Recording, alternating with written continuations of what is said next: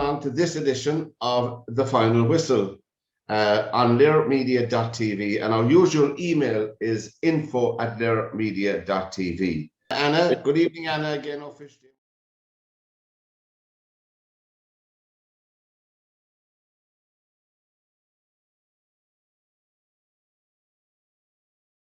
Now, Damien O'Brien is there was a book launched in, I think, 2012. Damien, I was just looking it up today. Damien had written a book, and the book was "The Time Has Come" on John McDonnell, his life and times. I think he was the first Irishman, Damien, to reach the summit of K2 in that ill-fated expedition in the Himalayas. And Ger, as everybody knows, they got lost in the mountain on their ascent, and Damien is a brother-in-law of Ger McDonnell. Ger grew up in Kilcornan, didn't he, Damien? He grew up in Kilcornan in West Limerick, yeah. Yeah, and he did most of his, as a child, he did most of his expeditions in Currachase National Park out here in West Limerick. Oh yeah. Yeah, and tell us about the expedition, Damien, when you heard about it that time.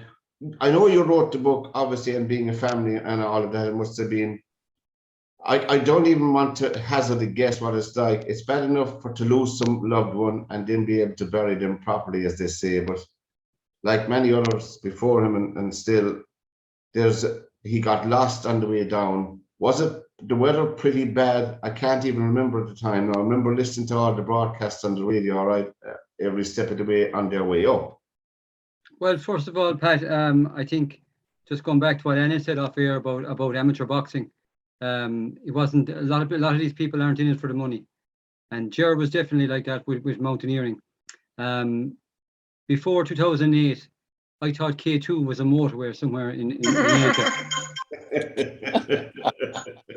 And that's a fact now. Like, I mean, Ger would never harp on about anything like that. And when he climbed Everest in 2003, he's climbed Mount McKinley. He's raised money all over the world for different charities. Milford Hospitals in Limerick was definitely one of his big ones that he loved raising money for. But he was very modest. He raised his money himself. We'll say he sold the house in 2003 to fund his expedition in Everest. He worked in Alaska. He was lucky that he worked 3 months on and 3 months off. So in the 3 months off, Alaska was his training ground. Yes. So he went on in and climbed K2 in 2008. I think, as you said, you mentioned it was an ill-fated expedition. I think from the very start, they set out late climbing the mountain. There was 1 or 2 fatalities early in the expedition. So Ger, I think it was about 1:05 at night, which was about 4 hours way too late to be standing on top of the summit of K2. K2 is the second highest mountain in the world. It's the most technical, whereas Everest, any of the 4 of us could hire a Sherpa team and they'd bring us up to the top of Everest. But yes. K2 is like the Olympic gold of mountaineering climbing. Yes. So when he got to the summit, they were all pretty exhausted. On the way down, what unknowns to them on the way down, a serac had fallen, which is an overhanging sheet of ice. And when I say sheet of ice now, it could be like a 2-story house overhanging on the side of a mountain. And they traversed up the mountain. Their rope line was underneath that, and that was a pretty normal thing every year on K2. That was your only way up to the summit. So on their way down, unknowns to them, the serac had actually gave way, and it cut all their ropes underneath them. Some of the traverse area under the serac at the time, it'd be like walking across your wall. It's literally a 90-degree vertical climb. Like when they got down to that point, they realized there was sheer panic. They realized that their ropes were gone. It was dark. They had no food. They were low on oxygen. Everything else. So everyone split up. So Ger ended up being with this Italian climber, Marco Contrantolo, and both of them went down along. But they decided, you know what, they'd wait a while until daybreak, which is about another 3 or 4 hours. And they're up in the death zone now, which is, they call it the death zone. Anything above 8,000 meters in the mountains is the death zone. All right. So they're up there, oxygen is low, everything else. But lo and behold, Gerard starts singing on Puckabulla at the side of the mountain. This Italian guy. And this Italian guy hasn't a clue what he's singing. This Irish song about a goat down in Kerry. But he's enjoying it too. They pass away in a couple of hours, they get up, they come down along. The first thing that they meet when they turn the corner is 3 Korean climbers stranded upside down. And they're left for dead. So at the time, we didn't know what was going on because we were home. All we were getting at home was status Ger McDonnell unknown. This is from the expedition website. So no one knew what was happening. So Ger, anyway, and this Italian guy stayed for about 4 hours trying to free these Koreans, because anyone that knew Ger, and I know you've read bits of my book, Pat, but any expedition Ger has been on, he's never left anyone behind. That was his motto. And mountaineering is a selfish sport. It's known as a selfish sport. You look out for yourself and that's it. But that wasn't Ger. He was a typical Irish guy. No way would he leave anyone behind. He came across, just a sidebar here now, he came across a guy left for dead in Mount McKinley, and Ger stayed with him. Ger knew he couldn't do anything for him because he was minutes from dying, but Ger stayed with him for I think up to an hour, and he prayed the rosary over him. And this guy wasn't Irish, he wasn't even Catholic, I don't think. Yes. But Ger stayed with him and prayed the rosary over him while he passed away, and then Ger moved on himself. But getting back to K2 then, they stayed up to 4 hours with these Koreans, and Marco said, look, I can't do any more, I have to go. So Ger stayed on for another 3 hours. So this was 7 hours he stayed with these guys. Camp 4, back down in Camp 4, this is how we found out what happened. Camp 4, one of Ger's friends had a camera, and that morning, it was a clear morning, except for a small little bit of cloud over the edge of the mountain where the Serac was. Yeah. He was taking pictures of what was going on. He couldn't see anything, but he just took pictures. But later, when we met him and got to the pictures developed, when you zoom in and you can see it in the pictures in the book, you can see Ger in his suit. He was the only guy at the time wearing the red and black down suit, and he's there with those 3 Koreans. You can clearly see the Koreans upside down, and he's with them still. And we have the timestamps and everything else. But so the last piece of the puzzle, then, Pat, I won't harp on about it. But the last piece of the puzzle for us was that one of the team leaders at Camp 4 sent a Korean guy. He sent up a Sherpa to say if he's Korean guys. But when he got up there, he radioed back down to Camp 4 to say that he's after seeing, he can see the Koreans coming down the mountain, and there's a guy in a red and black down suit behind him. Moments later, he radios back down to say that an avalanche was after striking and was after taking the 3 Koreans to their death, and also taking the guy in the Westerner. That's what these guys call anybody not from Asia. They call them Westerners. Yes. So he said a Westerner in his red and black down suit was also swept to his death. So that's what but the struggle we had to do to find the evidence and get the story correct was just immense, like, because you go to a football match, you've 60,000 people watching it. Something happens on the pitch, everyone kind of has the same story more or less. But these guys, there was over 100 climbers on the mountain, and everyone had a different story as to what went on. But thankfully we had the photographic evidence and the timestamp and the interviews from the people afterwards, and that was able to prove to us that what Ger did, he did. But his body was never found, Damien. No, his body was never found, and no. That's sad. That's what will happen is it's actually horrific, to be honest with you, because at the bottom of base camp, at the bottom of K2 base camp, around the verge of the mountain, because of climate change and everything else that's going on, there's avalanches happening nearly once a day, twice a day over there. But what's happening is, there's no expedition, they're all finished climbing for the season now, so there won't be anyone there now again until next May. But when they walk around the base of the mountain, they'll start seeing fragments of legs, bones. Jesus. The bodies are pushed down the mountains, and in the sun, then the bodies will just rot. Yeah, in time they come down. Yeah, you're so right. Sad. That's just so sad. Yeah, you know what I mean. And the family, it's sad for Ger's mom and Ger's family, because I mean she was as oblivious to us. I mean, Ger would never make a deal about climbing these mountains. So she'd always say, Ger, would you not get married and just, relax, and you've done enough climbing, like, typical Irish mammy, like. But Ger just went away and done his own thing, wouldn't tell anybody until he came back, But, it is very sad. They were lucky that they had that Ger's girlfriend at the time, she had a tooth actually that Ger had extracted before he left, and she brought that home to Ireland, and they buried it in the dad's grave. So that was Oh, the only kind of burial they had for Ger per se, you know. But it's Yeah. sad, Damien, that they have no closure, like they have. But that's it, Anna, because I know Ger's brother JJ and his mum and all the family, I suppose. Christmas time is very hard for him, especially because he always came home at Christmas, and you'd always wait for the phone call to ring or for the door to open up with Ger walk in, you know. David, he was just that larger than life personality, you know. So it is sad, but look, he was a hero. I mean, the family proved that he was a hero on the mountain as well as a hero to the family, you know. So, and I think he was recognised afterwards as well. So, And the thing is, you said he actually got those 3 men that were hanging upside down. He got them back up. He got them back up and freed them. They're on their way down before. But look, that's just it. And I mean, if you believe in fate or if you believe in whatever you believe in, it just wasn't meant to be for them because the avalanche got them for a finish anyway, you know. But that's why I wrote the book as well. It wasn't for publicity or for money or anything like that. But the book was for, like, a lot of Ger's nieces and nephews would have been children, babies at the time, so they wouldn't remember Ger. But now they have something there under locker they can read about their uncle. And I must say, Damien, I must thank you again. Obviously, you gave me a signed present of the book, which I knew very little about mountaineering, but I had heard of Ger and Pat Falvey and all the lads. And the time has come. I just looked it up on Amazon, lads, before I came on. It's still available. The time has come. Ger McDonnell, his life and death on K2.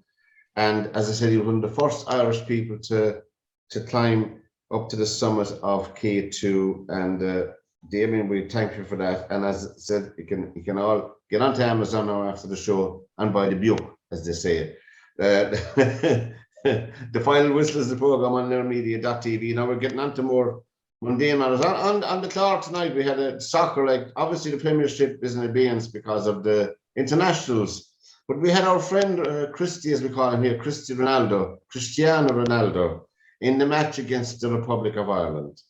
And it was, in my opinion, these are all our opinions, it was one of the most shameful performances by a professional soccer player I've ever seen in an international, together with the shameful carry-on of the referee. Derwynne, did you get to see the match? I didn't, no. It's absolute. And Anna, did you see the match? Oh, I did. He should never have been left on the pitch when he struck with the Irish player. He should have been put off, but because of who he was, he wasn't.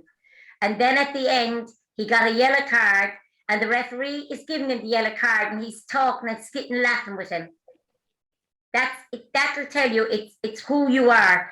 I think Ireland were brilliant. There's none of them playing. I think one of them has only claimed the Premiership.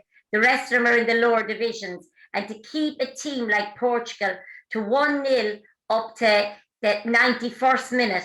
Yeah. And then what happened, Derwynne, was it was 5 minutes extra time, but he played 7 and they got the winning goal in that. It was it was a disgrace. And Damien, did you get to see much of it? Oh, I did, Pat. And guys, I definitely saw it. But I suppose going into that match, we have to, I mean, when you watch Ronaldo, doesn't matter who he's playing, you just don't take it personally. He's that flamboyant, he's that arrogant player. He's a good player, yeah. He was a goal short of being the all-time international goal scorer. So he was going to be the greediest player on the pitch that day. He wanted his goals, and that was it. The Irish player he struck, to be honest, Joanna, I saw it, and it was he should have been reprimanded for it. But when you look at the Irish player, he made a meal of it too.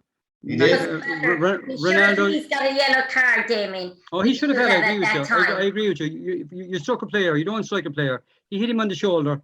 The Irish guy grabbed his head. You know, so I mean, but you're right. You're right. The rules are if you strike a player, you get reprimanded. Simple as that. The red card is to strike a player. The rule is, I'll look up the rule. It's the intention you display. Yes. You don't have to physically hit them. If the intent is there, referee can bandage. But I tell you, Pat, he won't get away with that in the Premiership. No, they would not. No. He won't get away with that. And I'll tell you, he wouldn't be coming to the Premiership, only that he hasn't got the speed for the Italian soccer. But I have to say, oh my God, the height he can go to head a ball is unreal. Unreal. It was a thing of beauty. The two, I must say, it's a thing of beauty, those two-headed goals. Like, it was. You know, the bad and the good, the bad and the ugly, we'll leave it there. But Derwynne, England had their own troubles in Hungary, I don't mean on the score sheet, the shameful carry-on of a section of the Hungarian supporters, the racist abuse. I know, do anybody speak Hungarian? I don't, but I got a translator. My God, it was horrific altogether. And it was English, they shouted in English as well, obviously.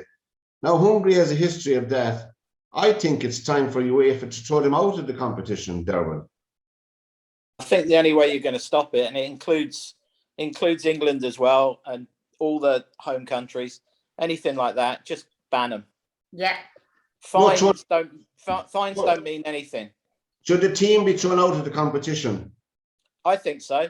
Yeah. I think they should be banned from that, and also from European and World Cups for the following, competition. The next one, the next cycle.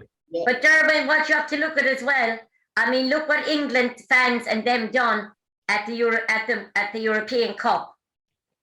Yeah, no, I mean, if that was the way, if that was in England, we're gone, because they're getting sanctioned at the moment for 2 different things in that European Cup. England are getting sanctioned. Yeah. No, I think it doesn't matter who they are, Anna. They should all get. Yeah. Doesn't matter. Just across the board. I mean, I thought Southgate's comment that he's not going to comment on the Hungarian thing because Britain hasn't got their house in order. I thought that was a really classy comment. Fair play. Yeah. No, that was a great comment, Derwynne. But I guess when you look at it, the Hungarian FA need to step in there. Like, I mean, the FAI or the FIFA board should say, right, Hungary, no more fans to your games. Yeah. We're not allowing you. Why punish the players for something the fans are doing? That's a bit. It is a harsh thing to do. Like, I mean, when you go back to last June, the Hungarian fans done the very same thing to the Irish when they took the knee. Yeah. The knee is for racial equality. They booed them. They threw things at them, but they didn't go to the extreme. They went now against England. They threw a flare onto the pitch. I mean, they could have seriously injured an English player. Yeah. They were throwing cups and. You're right, and they threw some ice cube at Southgate when he's being interviewed on pitch side as well. So it's horrific all around that. So it's unedifying. And as I said, there's only one sanction in my book: ban them from this competition and the next cycle of the World Cup, as you said, Derwynne, lads. I think. No, but also, I would agree with Damien. Not the team, but ban all the supporters. I don't 100%. Think. I don't think the team should have to suffer because of their supporters. But then again, you are responsible for your supporters. So what do you do? It's a double-edged sword. There's no winners, and there'll always be losers. But I suppose the other interesting thing was Gareth Bale got a hat trick against Belarus. He still has the old eye for the goal for Wales in their victory over Belarus. Yeah. So at those tables, and as you get a chance to see the tables at the moment, Spain, England, and Italy are all topping their groups, and Italy seem to have held the form from the European Championships. I know they had a draw, but they're still comfortable in their group, so they're still a top team, as they say in international soccer. And as I said, Ireland's chance is gone now. Our chance of qualifying is gone. No, well, that's it now. I mean, we had to. If we had beaten Portugal and we had beaten Azerbaijan with 6 points, we'd have a chance. We've done whatever now. We're gone. But all we can do now is they have to try and get 9 points over the next 4 games, which is impossible, Anna. It is. But I feel sorry because we haven't got the quality. We haven't got the Liam Brady's. We haven't got any of that. And the reason we haven't is because of all the foreign players coming in to play for the English clubs. England even themselves haven't the players coming up because we say like Nottingham Forest, that seemed to be the feeder school and club for the Irish, the Ry Keanes and all of them when they went over at 15, 16 to England. Yes. You had a lot of those and they came up through that. That's all gone now because the kids have nowhere to come up from because they're bringing in all these foreign players. So the younger people have nowhere to come from.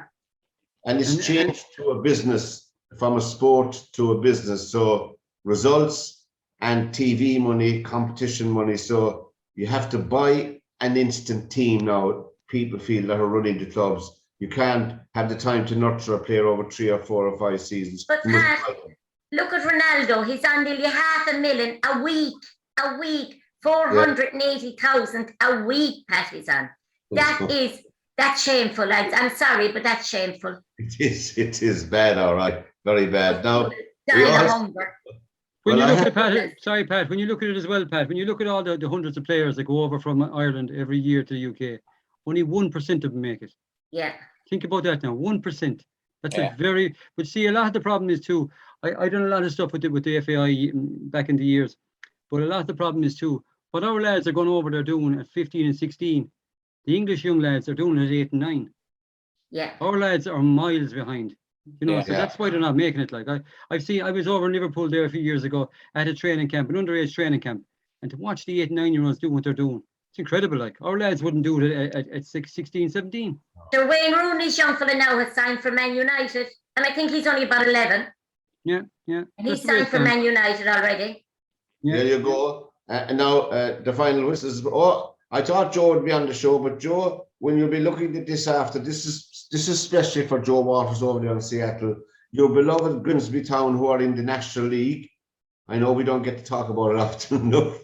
They beat Barnet 4-3, just to let you know, Joe, in case you didn't pick it up. They're up to 5th in the National League after a couple of matches, and there you go. They're on the up. The final whistle is the program on theirmedia.tv, and our email is info@theirmedia.tv. Now, Kelly Harrington, our gold medalist, has decided she's going to stay amateur in the boxing ranks, and has her eye on Paris, which this cycle is short. It's only a 3-year cycle. So, Annie, you think that she has a good chance of staying on top of her game, so to speak, for those 3? Well, Katie done the 2 Olympics, you know. She seems to have, talking to her the other day now, she seems to have a good team behind her. They have brought in other special people to work with her. And the only thing, I do feel sorry for Amy Broadhurst, who's coming up behind her. Amy was earmarking. We have World Championships now. Our elite championships are on in 2 weeks. And then we have the Worlds in the end of October. So Kelly won't be going to that because Amy Broadhurst was promised if she went out to Abbottstown to spar Kelly and the girls, and they brought her out to Tokyo to the training camp as well, that she would go to the World Championships. And take her chance there. I'd say she's one very disappointed girl when she heard Kelly wasn't going pro. And is she lightweight? Is she the same? She boxes 64 because she thought she's won silver and gold medals at European championships, but not at senior level.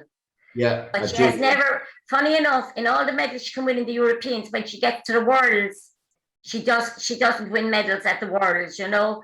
But I do think that she did think she could beat Kelly. We never thought she could, but she thought she could. And I mean, if you're going to go into the ring and think you're going to be beaten, it's no good to you.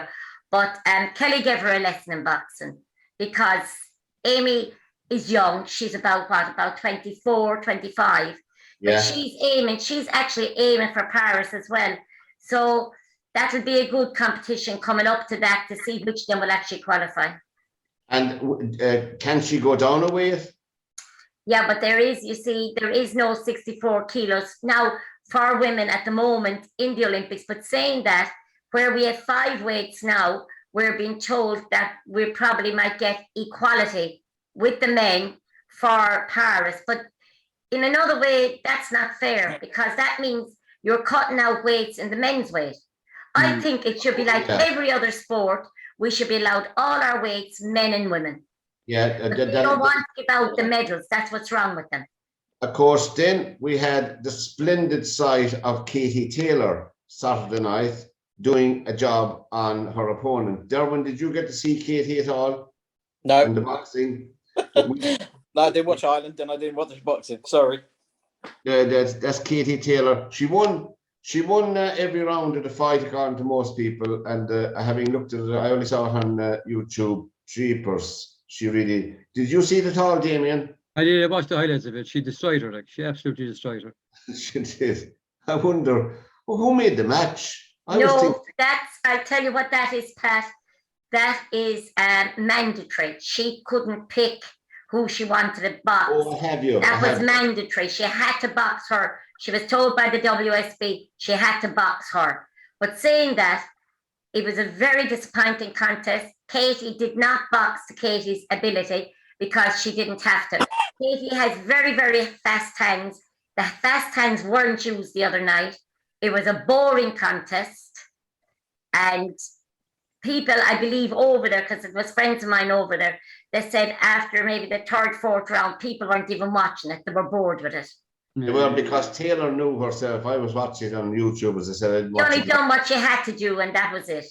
She did. She was never, ever. So for people that went over from Ireland, that went specially to see it, it was very, very disappointing. Isn't her dad from Leeds? Isn't she? Yeah. Yeah. It looks like her next fight will be a good one, and is it Jessica McClansky? Yeah, she was interviewed the other night. They actually went over, herself and her team actually went over from America over to Leeds.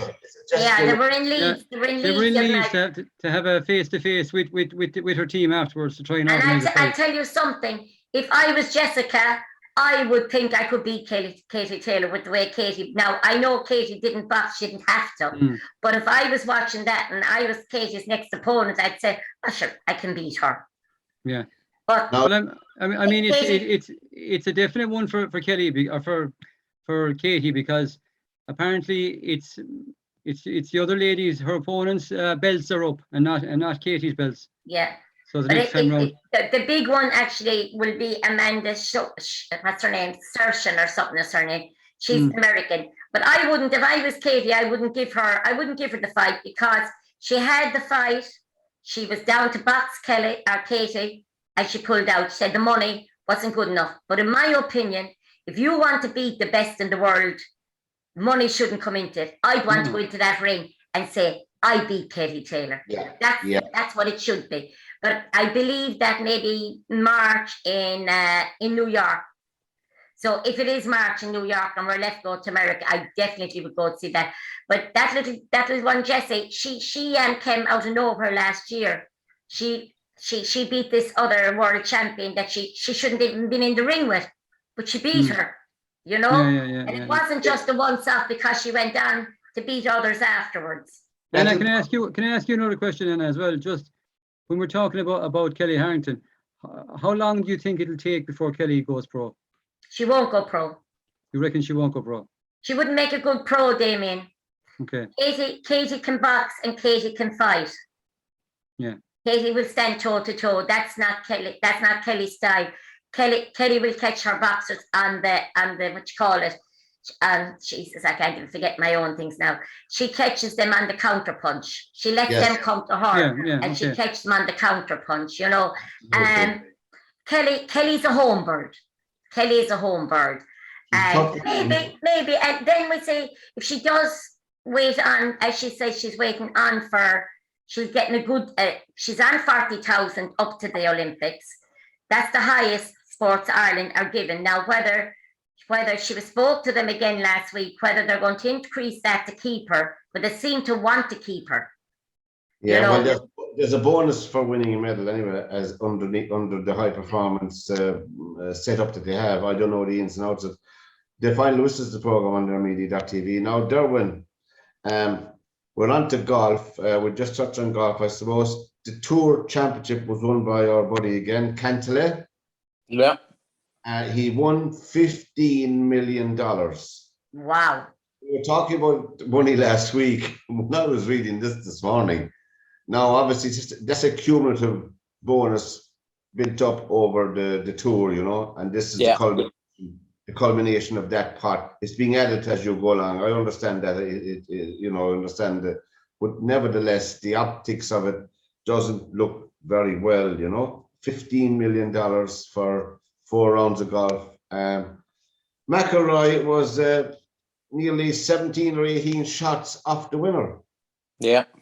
Is that now? There is a difference, obviously. We're talking about the Ryder Cup, make up with the Ryder Cup, and obviously I'm not an expert in golf, but I would say, and I understand there's a difference between match play golf and tournament golf. I understand that, Derwynne, but is his form disquieting somewhat? He's what will I say, coming up to the Ryder Cup.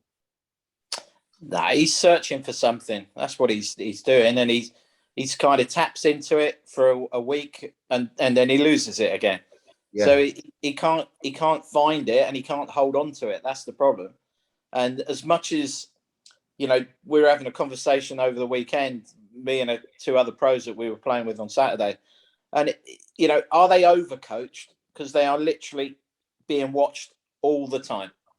Right. You know, a coach has got jobs now for life, as in, I know they haven't, but they're there from when they wake up to when they go to sleep. And is it being overcoached? And that was a conversation we were having, because they don't seem to want to go out and find it themselves. It's literally like, well, tell me what I'm doing. Tell me what I'm doing. And it's like, well, you as a golfer, I've played full time as well. And I know that when I'm not on it, I'm searching a feeling all the time. I don't need someone standing there next to me because he doesn't know what that feeling is. Yes. Should he not know, should the golfer, I don't know much about golf either, but should he not know what he's doing wrong or what he needs? Yeah. As you said, he shouldn't need someone to tell him, but maybe someone in the background watching him would see what he's missing. No, Derwynne. No, Anna, you're right. They should know what they're doing, but they've become so dependent that this guy's got to step in and say something. And I think coaches, you know, I've stood on driving ranges with players, you know, the likes of Paul Casey and different things, and they are searching, like, tell me something. And it's as though the coaches are there 24 hours, 7 days a week, and they're justifying themselves by saying, it's this, it could be that, it's this. And it's as though they're clutching at straws all the time, rather than actually just going, you know, if I just go and hit some balls for an hour or so on my own, and I try to find that feeling, because I don't care if it's McIlroy or whether it's the guy who's 250th on the Order of Merit. They're all searching for a feeling. And some weeks you have the feeling and you can hold that feeling. And we use a phrase that you're surfing a wave and you can hold on to that wave for maybe 3 or 4 weeks. You know, years and years ago, Johnny Miller used to know that when he hit form, he had 2 to 3 tournaments before he'd fall off that crest of that wave. Right. And he would plan it. He'd plan his playing around that. I'm riding the crest of the wave. I'm going. And Derwynne, I've fallen off it. I've got to go back to my own club, my own practice ground, and find out. You know, they don't hit balls without TrackMan technology, launch monitors standing behind them, telling them this, telling them that. They've got golf coaches standing there telling them this. And you sit there and kind of just go, you're paralyzed because you don't know anymore what you really do. Yeah. But Derwynne, like as I said, I don't know a lot about golf, but as Pat said there a while ago, what did Pat actually mean when he said there's a difference from going out and playing tournaments than to go play Ryder Cup or that? What's the difference? You Ryder Cup, you match play, you play the man. You know, you're playing the man. The guy knocks it in the trees. You'll try and hit it, play safe, and go down the fairway. Yeah, it's one ball at a time. Yeah. Yeah, it's a very different psyche to match play. You know, if you lose the hole to a 3, you may have taken 6, but that 6 doesn't matter because you're not writing down a number. Yeah. All you're doing is writing down, I lost 1 hole. You know, you can win a hole with an 8 because the guy takes 9. But in a match play, if you took an 8, in a stroke play tournament, if you took an 8, you're literally going to stand on the next tee and you kind of just go, well, I may as well go home now because I'm done and dusted now. I'm out of this. Mm. So match play is very different. Now, we must admit, as we're on air, the Solheim Cup is going on at the moment, and the singles are out in course. Before we came on air, Europe were up in 3 of them, and they were half in 4, I think. Now, I don't know what the up-to-date position is, but I know that's the women's version of the Ryder Cup, the Solheim Cup. But our own Leona Maguire is unbeaten over the 2 days. She's got 3.5 points out of 4, and they, of course, herself and Mel Reid beat the. Do you get to see any of that when they beat the? Yeah, I watched it. I've just been watching it tonight as well, and Leona Maguire's just holding putts from everywhere. She's playing great. And interesting fact here, you know, they put this girl that she's playing against. There's a bit of history between them when they were amateurs. And when they played collegiate golf together, there's a bit of I don't want to say animosity, but there's a head-to-head going on there. Yeah. So the American girl was #1 amateur in the world for 35 weeks. The Leona Maguire was 135 weeks that she was at world #1.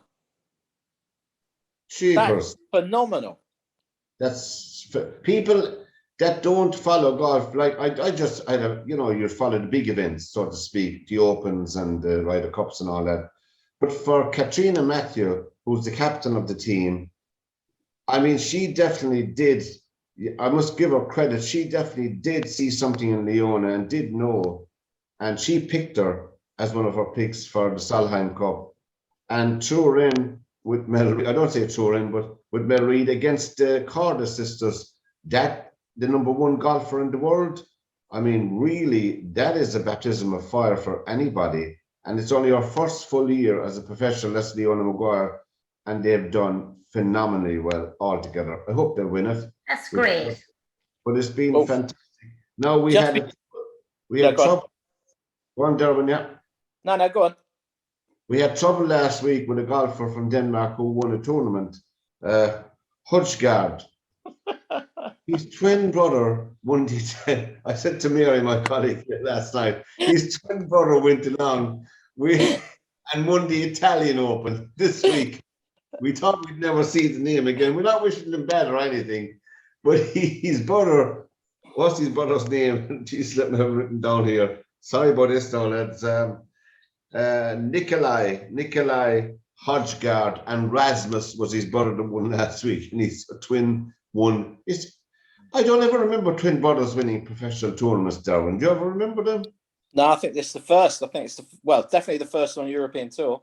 Must be. You know, it must be.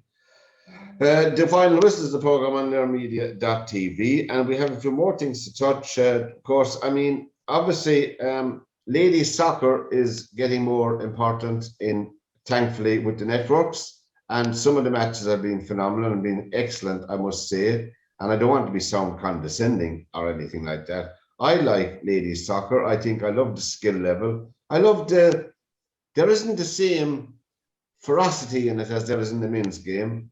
There isn't the same, I suppose, head-on tackles in it, although there are tough ones all right playing. But Birmingham City ladies are competing in the Women's League in Britain. And they have a total of 6 players now. They added 2 more over the weekend. I know who have been following ladies soccer. Emily Whelan, they signed her from Shelbourne, and they signed Eleanor Ryan Doyle from Peamount. They're 2 of our premier ladies clubs in the Republic. I think it's phenomenal. They have 6 players. There's a lot of Irish soccer players splattered throughout England. I think it augurs well for our Irish ladies soccer team that they're playing at a level like that in Britain, because they wouldn't have the same opportunities here to, I suppose, improve their standards, you know. And I think it's a good thing. I don't know, did you read any of those stories? And also, we touched last week, lads, on the Paralympics, whereby the closing ceremony was on over the weekend, whereby we all agreed on the panel, Damien, and I know you'll be magnanimous in this anyway, that there wasn't enough coverage given to the Paralympics as the other Olympics. And also, just to mention, Great Britain in the Paralympics won 41 golds, 38 silvers, and 45 bronze. That's brilliant. The Republic of Ireland won 4 golds, 2 silver, and a bronze, which was phenomenal for the country. But we don't want to be repeating what we said last week, but it's still something that people should pay more attention to, and hopefully they will get more coverage, because the cycle will be coming around more quickly now the next time around. I don't know, did you see any of it over the weekend? Any of what we didn't say last week, and we should have said it. There was a Limerick girl, a swimmer from Limerick, and she got into about 6 finals. She's only 16. She done brilliant, and we should congratulate her and her family. She was, I think Ryan is her name, Nireen or something. I think her name Nireen, yeah. I think it was her first time at the Olympics. She got into, I think, 6 finals, or any final that thing she swam at, she got to the final of, and I thought that was brilliant.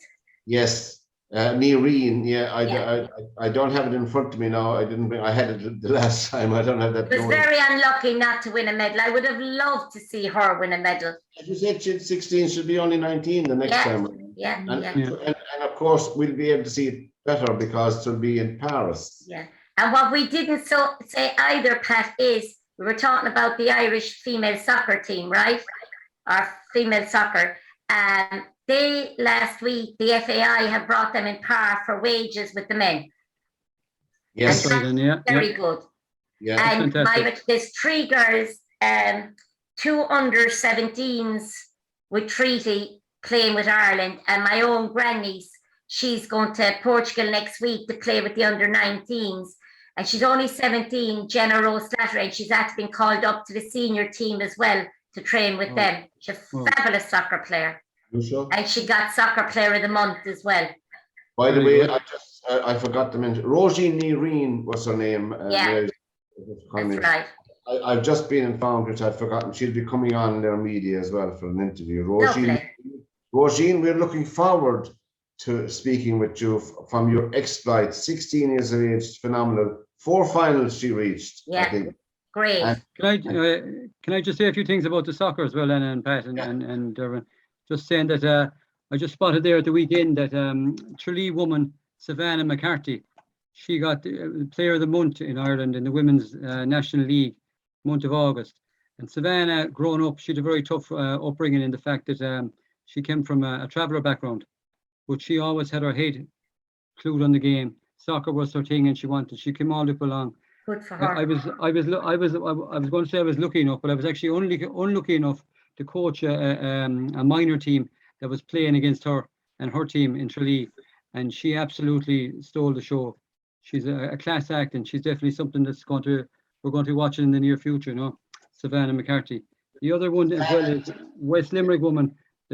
She was involved with the treaty set up at one stage before she moved to Cork, and was Sophie Liston. Yes, I heard her. So Sophie got she got a scholarship in Jersey, over New Jersey, Seton Hall College. She'd have to get a national. I mean, when you talk about scholarships over there, you're talking hundreds of thousands. That's right. My friend's sister got a scholarship there, Tracy Cross, and Tracy now is in a university in Mississippi, and she's training the soccer players, and even Jenna Rose now. I think that's what she will go to do, because I'd love Annie to see her. She is a brilliant. She's only 17. She's played underage with Ireland since the beginning. She is a fantastic. She's an all-rounder. She played football. She played hurling, but she stuck with the soccer. She played with Fairview until she was 15, and then you have to give it up. So, as I said, she got Player of the Month this month. So we're thrilled for her, and she's off to Portugal next week. Derwynne, just getting back to your beloved Manchester United, I saw a photograph of Christy. We call him here Christy Ronaldo because we're in Ireland. You call him Cristiano. We call him Christy. I have another name for him, but I won't mention it. That's all right. I saw him alighting from his private jet, and I saw the welcoming party. I was looking out. I couldn't see you. I couldn't see you in the picture on the tarmac to welcome him. No, I missed that one. I know what I do to him. Cavani's shirt. But now, number 7, they've given him the number 7 shirt, I believe, is it? Yeah. And their first is his first match with United at home in Old Trafford, or they timed it like that, I think. The first match he'll be playing with United, it'll be a home game in Old Trafford, I think. Yeah, I think it is, yeah. I think it's is it against Newcastle, is it? Newcastle, yeah, I think so. Yeah, so he'll have a great time there anyway. You know, as I said last week, one player does not make a team. But what do you actually think he will do for United?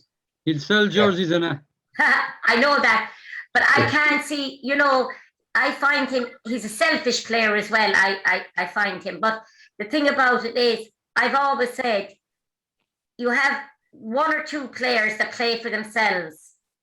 To have a team that play for each other, to me, that's what a good team is. But do you think, Derwynne, obviously he's going to start in that match. There's no doubt about that, they didn't buy a player like Ronaldo to let him sit on the bench. Or pay the wages either. Yeah. What do you think, Derwynne? Do you think he's guaranteed his space from the start anyway? I would have thought so. Yeah. I would have thought he's going to play. I just hope it's not at the expense of some of the youngsters. Exactly. Yeah. Yeah. That's exactly what I was saying, Derwynne. The youngsters have nowhere to come up to because the foreign players are coming in. Yeah. Now, I just wonder, when you look at Pep Guardiola in Man City, I dare say, as manager of Man City, what he says goes. If you follow my drift, if he says you're on the team, there's going to be no one phoning him up from the boardroom. Pep, we need so and so to play. Get him off. But I wonder, does Solskjaer carry that clout as manager of United? You know, would there be that? I wouldn't have thought he carries the same clout as Guardiola. But I think he's got a massive ally in Ferguson being on the board. Yeah. Yeah, I think so. I think that Ferguson still has a say in things, in a lot of things. Yeah, especially when you hear the likes of Ronaldo on his tweet, when it comes out that he's signing United, he thanks Ferguson personally on his tweet. Yeah. There you go then, Damien, there you go. Apparently now we have no proof of this. This is speculation that Alex Ferguson was the difference between him signing for the blue instead of the red. He was the difference in that negotiation that time. But I dare say Ronaldo was never going to sign for Man City. He wouldn't get a game with City, would he? No. I don't think he's signing. Being honest, he's going to struggle to get in the team with City. I mean, I think United I think what they've done as a United fan, I think is good, because I think he'll actually help the youngsters. Mm. You know, every player. Will he actually help them? Will he want to? Or will he just want to play for himself? When you listen, like Roy Keane over the weekend in that England game, in the build-up, he was talking about how Ronaldo is really good within the club. Oh. And, outside he's an arrogant and he's this and that. And I think us as public, our perception is very different to what might be going on in reality inside those training grounds and different things. And when you've got Roy Keane saying what a good guy he is and how good he'll be with the juniors and the reserves, and then you sit there and kind of go, well, I can't imagine Roy Keane, sugarcoating anything. No. No. You're right. To me, you use that as a bit of to me, that's a bit of a yardstick, and you kind of go, well, maybe inside those training camps and training grounds, he is a different kind of character. Mm. But even though I think outside of soccer life, when he comes and crosses the white line to go home, I think he's a completely different person. Because people don't hear about what he's done. Like he's donated millions to charity. He's a family man. He's got 4 kids. He's big into the grassroots training ground for kids. He does a lot that no one hears about, which I know we all say, oh, he's selfish, and he is. Like on the pitch, he's a different character completely. But I mean, off the pitch, I think he's a genuine guy. Yeah, if you look at what he's done with his mum and everything else, everywhere he's gone, he's never just bought a house for his mum and parked her in the house. No. She's part of that household.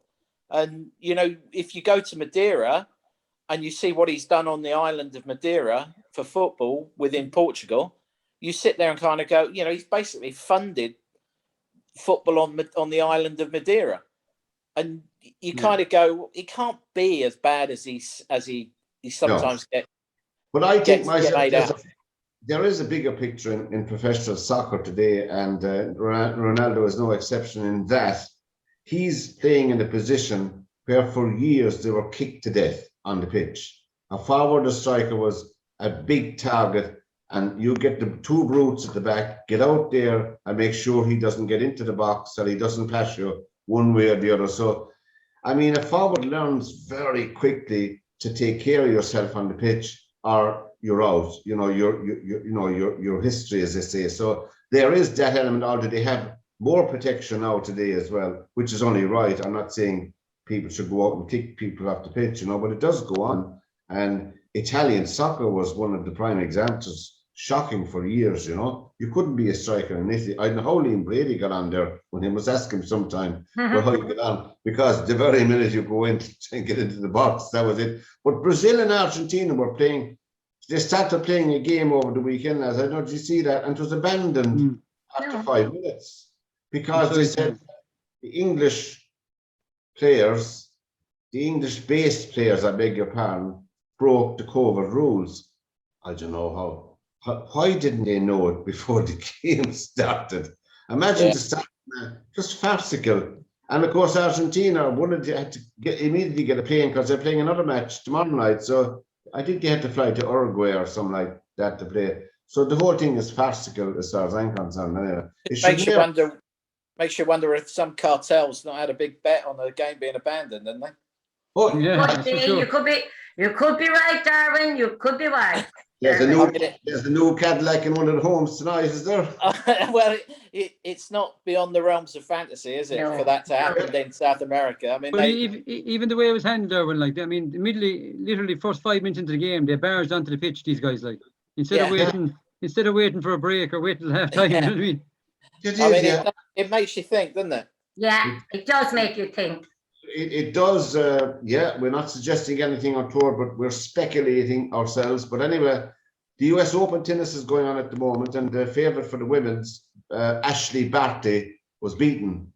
I did really was surprised that she was beaten, but the girl that beat her, and she played a fabulous game. But our fella who we tipped to win 21, Djokovic, is still there, and he's playing a person in the quarterfinals that I never heard of before. And I think he's into the quarterfinals as far as I'm concerned, the last 8, with due respect to his opponent. He's playing later on tonight, our time. But anyway, I think he'll probably do 21 all right, except Zverev. I don't know, have you been watching any of the tennis? It's on late at night. It's the last, when you consider, if he does win it, if he does win 21 Grand Slams, it doesn't matter who wins, but if he wins 21 Grand Slams, when you consider there are only 4 Grand Slams every year, calendar year, and consider then that of those Grand Slams, one of them has been in clay, and Djokovic, as you know, has only won 2 on clay. So you could say he's playing out of 3 Grand Slams every year to make up 21, if you follow my drift. When you consider that, because he's not a clay court player, you know, that's it. I mean, Nadal has won 13 or 14 on clay. I was going to say the French Open belongs to Nadal, doesn't it? It does, yeah. I mean, that's his tournament. Except there's plans to make it a hard court tournament in a couple of years' time, the same as you have in the US Open. I don't know whether that come off or not. Tradition dies hard. Of course, then you have the grass in Wimbledon as well. But most players can play those. Most players can play grass and hard and that, but the clay, I think, is more specialist, you know. Anyway, we wish him well. We wish Mr. Djokovic well on his 21, and hopefully he reaches that milestone. And also, Martin Waters couldn't make it tonight, so we had a cycling item on the thing which we won't cover because we'll cover it next week, because Dan Martin, that great cyclist, I know if you heard of him, he was born in Britain, but Dan Martin, he's retired, announced his retirement and all of that. But getting back, looking down the line for Ronaldo, United, I suppose, would be one of the giant favourites now to win the Premiership, Derwynne, would they? No, I don't think they are. I think that's Chelsea's got written all over that. I think so. Don't think so. I can't even say that place, Anna. I can't bring myself to say it. Well, I don't say your crowd either now. But Damien, do you think Liverpool will finish in the top 4? I think they will, of course, yeah. Definitely. They will, yeah. Liverpool will finish. I can't wait to see Van Dijk squaring up to Ronaldo. Oh, I'd love it. I'm dying. It's going to be an interesting thing. Pat, before we finish up, though, I just want to say as well, I want to mention that Jackie Hurley, the RTE presenter, who we interviewed here a while back with their media, she released her second book this week, Women Can Play Sports Too. And I think it was a very apt week for it to come out, because when you look at Leon Maguire, Kelly Harrington, Katie Taylor winning the weekend, all the sports, the Mead footballers yesterday were fantastic, the ladies. They were absolutely fantastic. They were fabulous. Of joy and going up to their fans in the crowd, their family in the crowd, and hugging them. You could see how much it meant to them. Yeah. You know, I think it was just a fantastic weekend for women's sport. So when you watch the girls play football, you know, I watched United Reading game on Friday, and they actually they're really enjoying themselves. Yeah. You know, you watch. I don't care who you're watching. Everton and Man United, for argument's sake. I can't say Liverpool. You said it. It's like Everton docks. It's everything to do with that area. I always say Everton, but you jealousy is an awful thing. They never look. You watch the Premiership. I know there's stress and I know it's pressure and everything else, but they don't look like they're really having fun out there, do they? And you watch the girls, and they're having a great time. Yeah. They make it. Anna and Damien, I must tell you, Derwynne, are Liverpool supporters, and they think he knows I'm a Liverpool supporter. They think they'll finish in the top 4. He knows all right. I am now. But anyway, lads, it's been a blast having you along on this Monday night again. It's been fantastic, and the time flies. There's a great programme on BBC Two at 9:00. It's Fever Pitch, and it's all about how the Premier League started and how much it's changed football. Well, that'd be good. That'd be good now. BBC Two, 9:00 tonight. And Joe, we should do next time, maybe around, we might pick out some of our favourite sporting films of all time. You know, just film particularly about sport. Caddyshack all day. Yeah, Raging Bull. Bull. Slapshot. Victory. Rollerball. I loved rollerball. Anyway, that's not a sport, is it? I was going to ask you, what the hell is rollerball? I was going to say, Carl, what? From Anna Moore, from Damien O'Brien, from Derwynne, Honan and myself, lads, till we meet again. Good evening and goodbye, and the best of luck for the rest of the week. See you all next Monday night on The Final Whistle. Night, Thanks, everybody. Good night, everyone. Night. Take care. Bye. Take care, Anna. On the 1st of August 2008, Limerick man Gareth Bale became the first Irishman to summit K2, the world's most treacherous mountain. He fulfilled a lifelong ambition by doing this. But what he and his fellow climbers didn't know, below them an avalanche had swept away their ropes. The descent witnessed one of the worst tragedies in climbing history. 11 people died, including 37-year-old Gareth McDonnell. My name is Damien O'Brien, and I'm the brother-in-law of Gareth McDonnell. Having known Ger for many years and having lived through this tragedy with my wife Denise and her family, I decided to put this compelling book together on Ger's extraordinary life and his tragic death on K2. The time has come, pieces together the details of what happened on that fateful day. What exactly went wrong? Could the disaster have been avoided? This book draws on eyewitness accounts, interviews from surviving climbers, family and friends, photographic research, and Ger's writings to recount a moving story of bravery and heroism in the face of terrible odds. Ger had a long history of saving people's lives on the mountain, and on K2 in 2008, he made a choice to remain with climbers in trouble and free them. A decision that cost Ger his life. After freeing the climbers, Ger and the rescued climbers were swept to their death by a series of avalanches. Echoing Ger's last words on his internet blog, Shine Nisha Karja, Tauntomik Chacht. The time has come, recalls Ger's earlier experiences, from his first successful climb to the summit of Mount McKinley in 1999, where he danced an Irish jig and played a beat on his bodhrán, to reaching the summit of Mount Everest in 2003. It tells the story of how an ordinary person from a small parish in County Limerick, through sheer determination and skill, managed to conquer the most fearsome of challenges and realise a lifelong dream. This epic account of the experiences of Gareth McDonnell reveals a man who was passionate about life and lived it to its entirety. A life that was short but filled with adventure.